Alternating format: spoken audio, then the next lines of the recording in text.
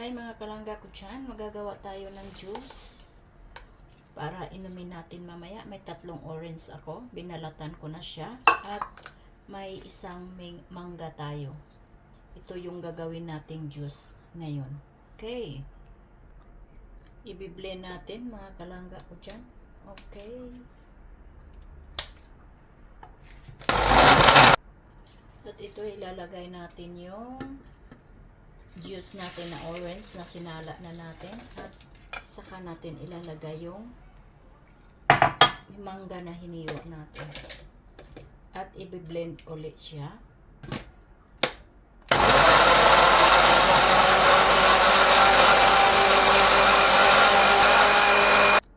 Lalagyan natin ng konting asukal, okay, kasi matabang lang siya. Isang kutsara lang mga kalangga ko dyan ang nilagay ko na asukal, at i-blend natin ulit. Parang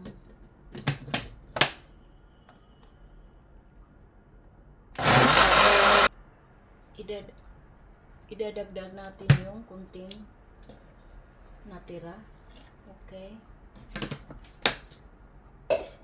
at i-blend ulit.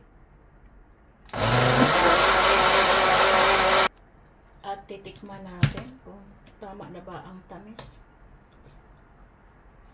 Okay, tama lang para sa akin.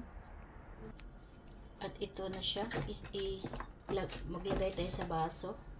At ito na yung mango and orange juice. Diba? Healthy siya mga kalangga ko dyan.